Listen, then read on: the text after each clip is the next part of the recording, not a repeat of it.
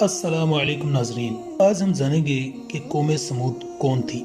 عرب ممالک میں آنے والے اکثر انبیاء کا ذکر قرآن مجید میں آیا ہے۔ ان کی قوموں کے احوال بھی صراحت سے بیان کیے گئے ہیں۔ ان میں سے ایک قوم سمود بھی گزری ہے، جسے عاد اولیٰ یا قوم صالح بھی کہا جاتا ہے۔ دراصل یہ ایک سرکش اور گمراہ قوم تھی۔ اسے راہ راست پر لانے کے لیے اللہ رب العزت نے اپنے ایک پیغمبر صالح کو مبعوث فرمایا۔ انہوں نے اپنی نبوت کا اعلان کیا تو قوم نے برہان یعنی دلیل روشن کا مطالبہ کیا اور کہا کہ اگر تم واقعی سچے نبی ہو تو پہاڑ کی چٹان سے ایک اونٹنی پیدا کر کے دکھاؤ۔ اللہ تعالیٰ نے ان کا منہ مانگا معجزہ اپنے پیغمبر کو عطا فرمایا۔ چنانچہ پہاڑی چٹان سے ایک بہت بڑی اونٹنی نمودار ہوئی۔ اللہ تعالیٰ کی طرف سے حکم ہوا کہ تمہارے پاس پانی پینے کا جو ذخیرہ ہے اس میں سے ایک دن تم پانی پیو گے اور دوسرے دن سارا پانی اونٹنی پی جائے گی۔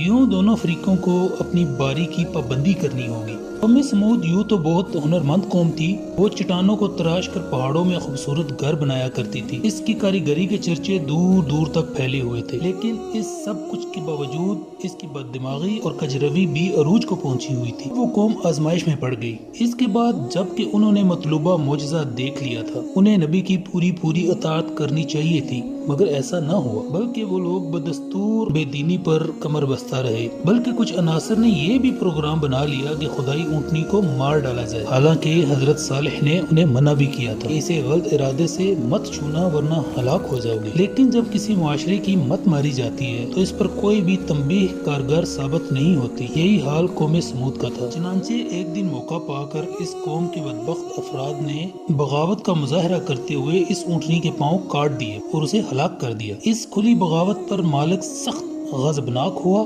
قہر الہی نے جوش مارا اور قوم کی ہلاکت کا فیصلہ ہو گیا۔ وہ قوم جو پہاڑی وادیوں میں اپنے آپ کو انتہائی محفوظ و مامون سمجھ رہی تھی، خدائے جبار نے اسے عجیب طریقے سے ہلاک کیا۔ ہوا یوں کہ ایک زبردست آواز پیدا ہوئی جیسے کوئی خوفناک چنگاڑ ہو، اور ایک زبردست دھماکہ ہوا۔ اس شدید دلدوز آواز کے اثر سے وہ موت کا شکار ہوتے چلے گئے۔ یوں آنے واحد میں ساری سرکش قوم لقمہ اجل بن گئی۔ یہ ہے کوہتراش قوم کا واقعہ، جو اپنے اندر بصائر لیے ہوئے ہیں کہ جہاں مالک حقیقی انسان کو اپنے عجیب مظاہر دکھاتا ہے، وہاں اس کی سزائیں بھی بڑی انوکھی ہوتی ہیں۔ معلوم نہیں اس شدید چیخ میں یا سخت دھماکے جیسی آواز میں کیا تاثیر تھی۔ عین ممکن ہے کہ ان کے جگر پھٹ گئے ہوں گے یا حرکت قلب بند ہو گئی ہوگی۔ کیا معلوم اس آواز نے ان کے کانوں کے پردے پھاڑ دیے ہوں گے اور ان کے جسام ریزہ ریزہ منتشر کر دیے ہوں گے۔ اللہ تعالی ہمیں تمام آفات سے محفوظ رکھے۔ جزاکم اللہ خیرہ۔ السلام علیکم۔